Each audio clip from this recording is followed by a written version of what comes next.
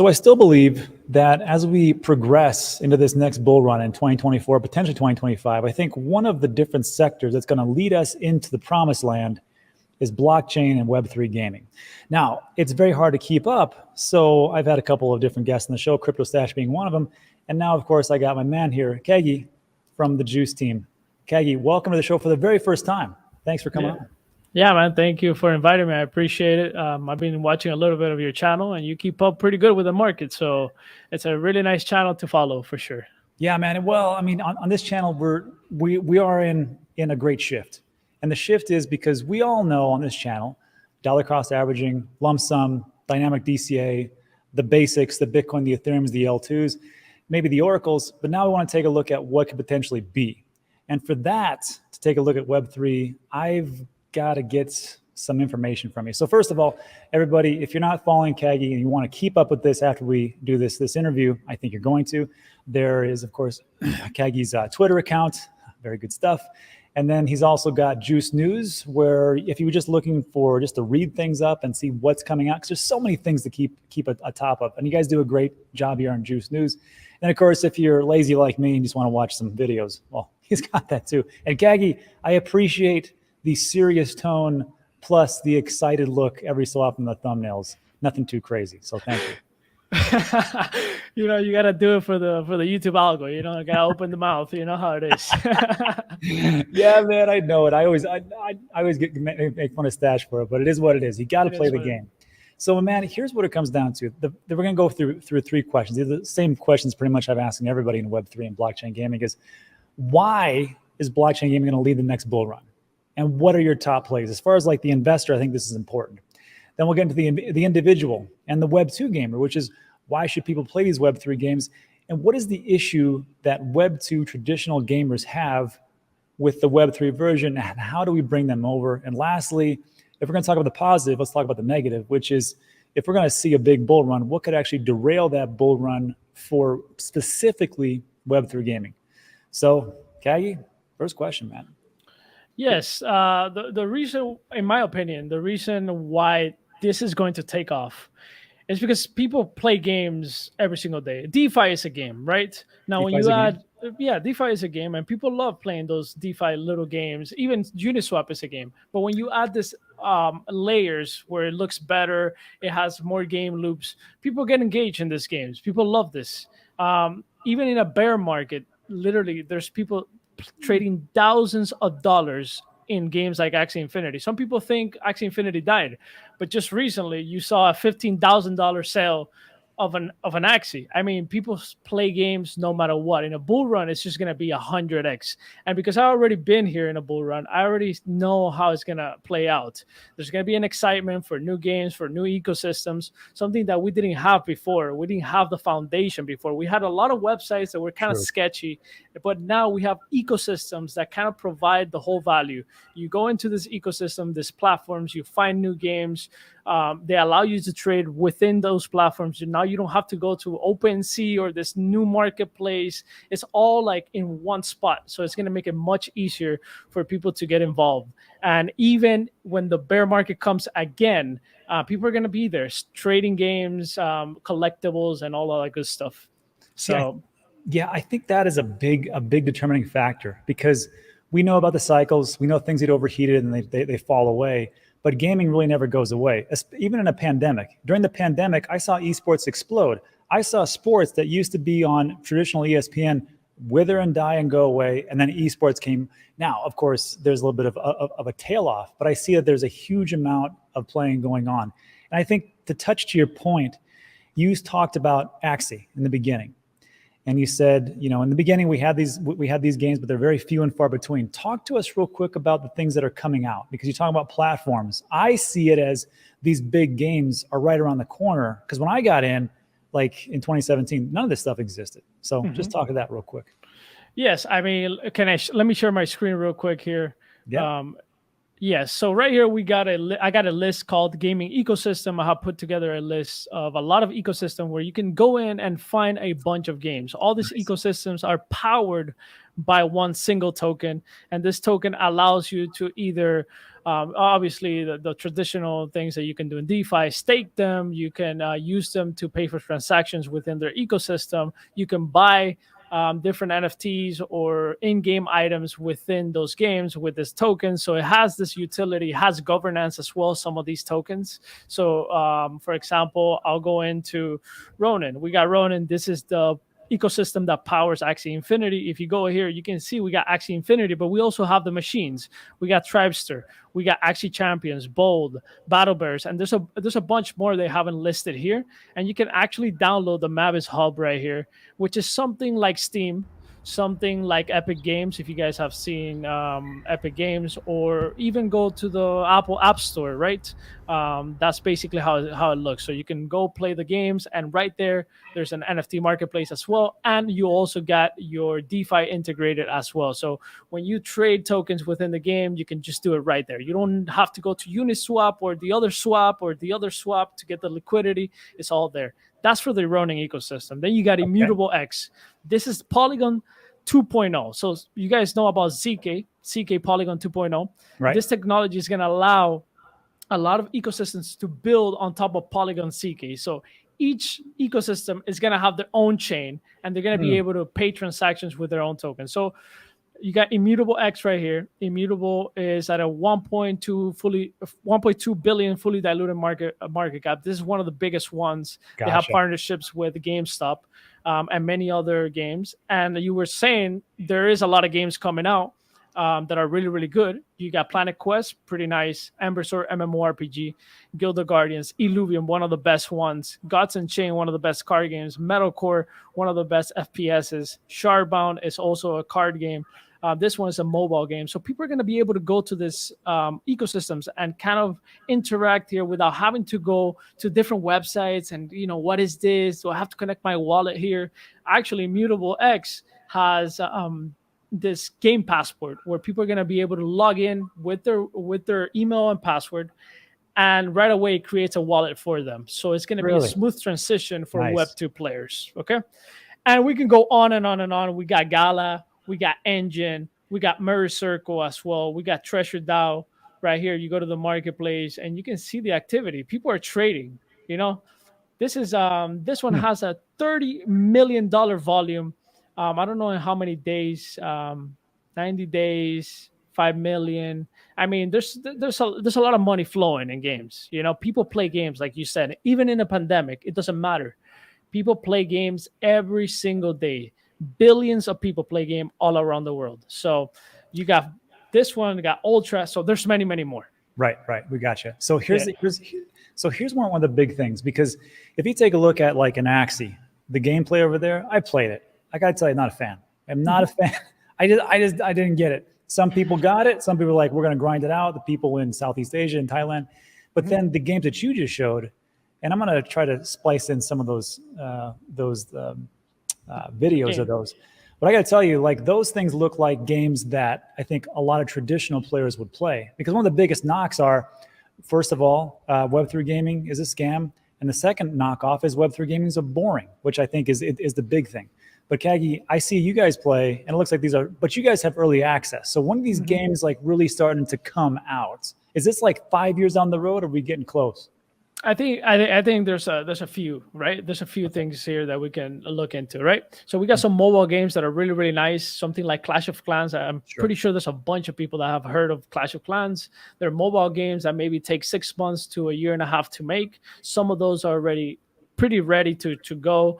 A lot of these games are waiting for the bull market, obviously, because it's just better to launch in a bull market where there's liquidity and people want to trade and stuff like that. So we already know the game here, right? Yeah. And then some other games like Star Atlas, for example, in Solana. This is a massive metaverse. These games could take $500 million to $1 billion to make, right? They're massive, right? So those you're looking at, 5 to 10 years to make those type of metaverses. Most of them are going to fail. I don't think Star Atlas will fail. They're actually rolling out product little by little, by phases, I something see. that it's a strategy to keep the people involved and engaged, because waiting 10 years, 5 to 10 years for them to play the game, it's a lot of time. So little by little they keep rolling out products that people can play. Now they're coming out with the D5 game, where you kind of go mine resources and stuff like that, and those resources you're going to be able to use it in the metaverse later on. So there's a combination of games, but there's definitely good games coming out next year. By mid 2024, we're gonna see a lot of good games launching, because a lot of them are waiting and they're staying quiet right now. So that's for sure.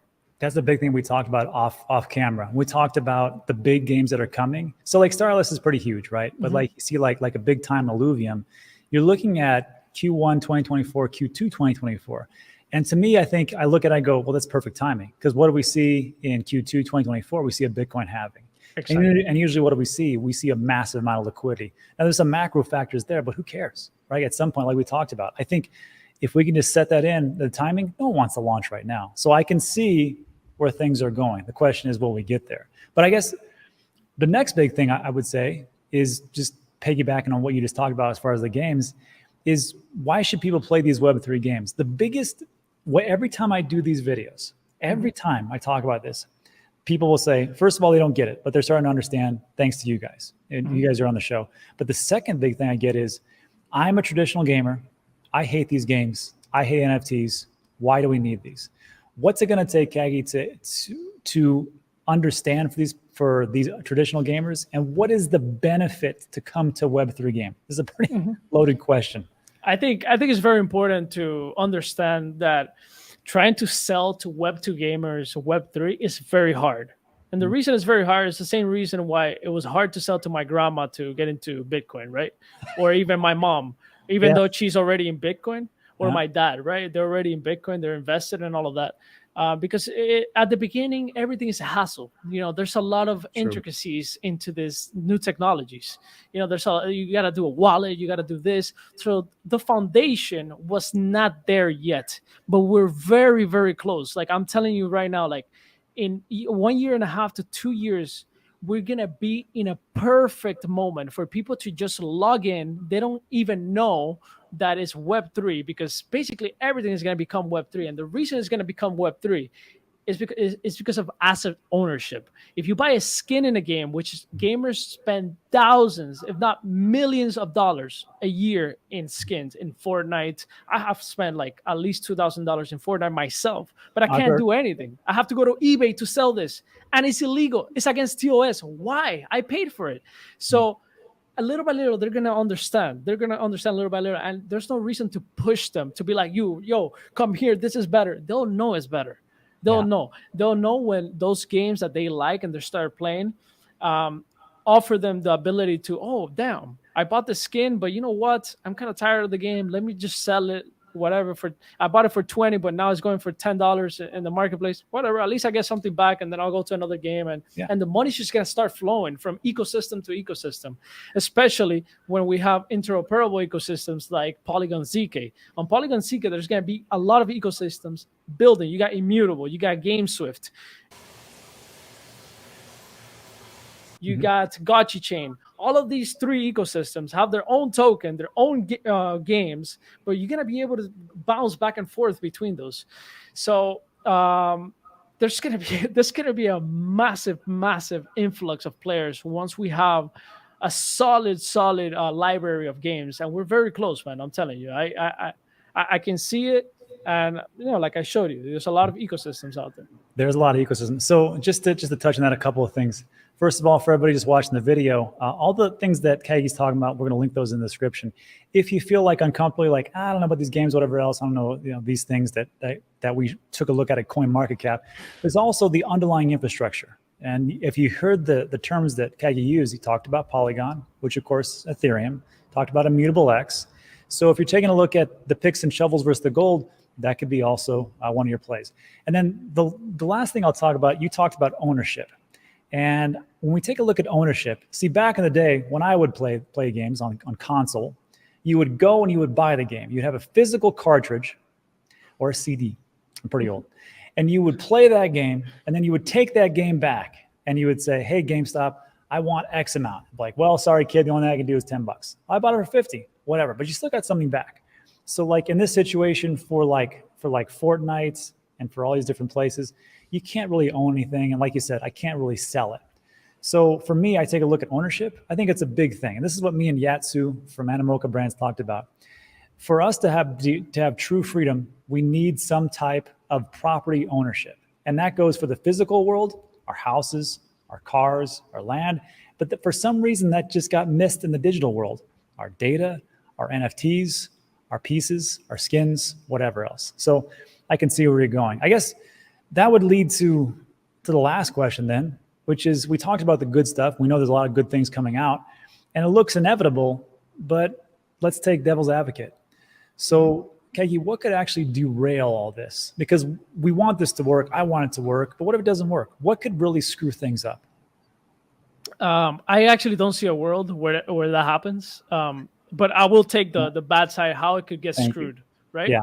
So you got Steam Marketplace, and you got basically people trading skins in different games within the Steam Marketplace, like Counter-Strike, right? So I don't see a world where the idea of asset ownership and transfer of assets doesn't work. I don't see that. What I can see is big scams, like what happened with Axie Infinity. True. $600 million hack. They got hacked, right? Some big FTX kind of moment in the gaming industry that really hits us so hard that we lose confidence again. And then crypto bad again, NFTs bad again. That is a potential in this market, 100%. Because there is bad players here, and there's people that will build this beautiful product, and you're like, yo, we love this product, we love this. Like FTX had so many products, right? It did. Yeah. And they literally had the best products in any exchange, anything from wallet in your phone, anything from even NFTs. I got into some parties where I had to pull out my FTX app to get in with the NFTs. It was super cool, man. So in what world are you going to think this is going to rug, right? So that could happen in the gaming industry for sure.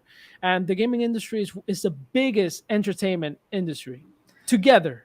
Bigger than film, than music, together. They generate more money than anybody else. So we could potentially see a multi-billion-dollar valued company that everybody trusts, and then they rug you for some reason. That could derail Web3 gaming for sure. But the idea of asset ownership, that's here to stay, man. You know? I got to tell you, I can see that, and I can see like a rugging situation happen. But again, the underlying asset, the game itself, that's the big thing. It's the utility. And I think as time moves on, we'll see just how much utility it has because people like to game. Let gamers game. So Cagy, man, that was a good one. So thanks for coming on the show. And then everybody who is watching the video right now, just so you know, you can find Cagy. Let me add this to the piece here. You can find Cagy on Twitter. You can find him on Juice News. And of course, you can find him on his YouTube channel. And then also you do a little bit of, I think you drop in on Crypto Stash every so often. You guys do around the metaverse. Around the metaverse, yeah. He invites me sometimes and I jump in. We talk about games. We mostly focus on gaming. Sometimes we talk about the market, if anything happens with the SEC or whatever, because it all affects the market no matter what. You know, crypto gaming is part of the market, you know. This is awesome. Yeah. You know what? Let's just do, how about this? I'm just going to do a bonus question. Okay. We'll throw this in. So this just happened yesterday. This was the SEC brings enforcement. I don't know if you heard about this story. Impact Theory. I interviewed him. Actually, did you? Tom Billy or whatever? Good. He seemed like a great guy. So what do you think about this? Is this, because for everybody watching at home, we've already covered this in the show, but the SEC claimed that NFTs that were sold by Impact Theory was actually a security. They made $30 million. They paid a fine of $6.1 million, which I thought to myself, that's a pretty good deal, man. That's pretty good deal. Yeah, I mean, if you're just going to cost the business, that's great.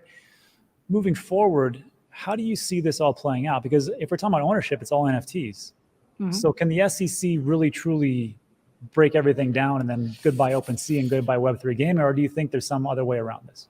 I mean, they're definitely going to try to do these things over and over and over, but sure. I think there's a point where you can't fight it, man. Like you can't, you know, they're not going to be able to go against the people's will. You know, what are you going to tell me? Like I can't make an NFT right now and the Ethereum blockchain or whatever, it's unstoppable. It really is. I mean, I just laugh at this stuff.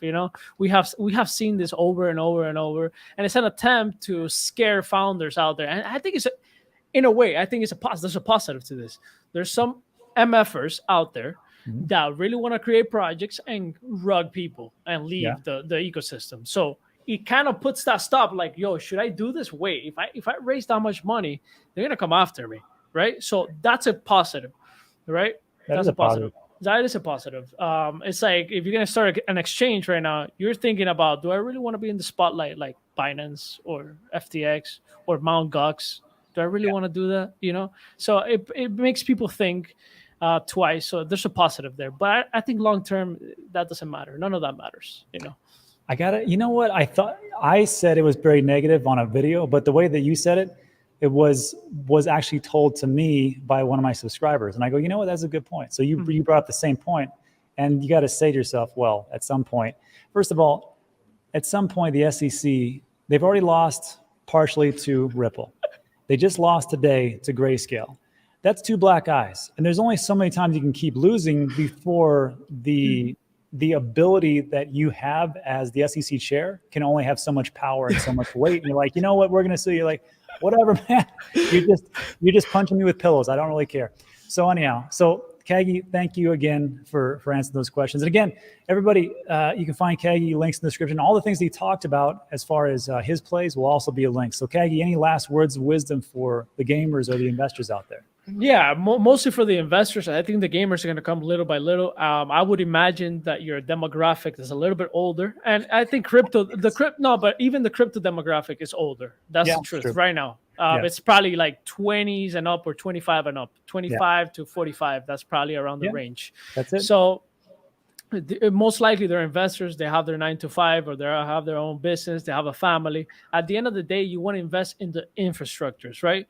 You're looking to make money, right? You're looking for the potential to make, let's call it the potential to make money. So invest in the infrastructures that the gamers, the next generation of gamers in 5 to 10 years are going to use, which are these blockchains. Of course, you got to keep up with the market to see which ones are the winners little by little, because sometimes you have a winner and then another one comes out of nowhere and is winning. We've seen this before, even in tokens, like, in the top 100 tokens, it's always changing. So you always got to be careful and kind of look, diligently at what's happening in the market. But if you're an investor, this is where the future of gaming is going, period. There is no way around it, So that's my last words. Great point. Same thing we talk about. Dollar cost average, take profits along the way, and be careful. All right. Cagy, my man, you've said it all. I appreciate you coming by. Everybody, if you like today's video, give it a thumbs up. Consider subscribing. Everything we talk about is time sensitive, as you just heard. That's it for today. So for me and Cagy, thanks so much, and we'll see you on the next one.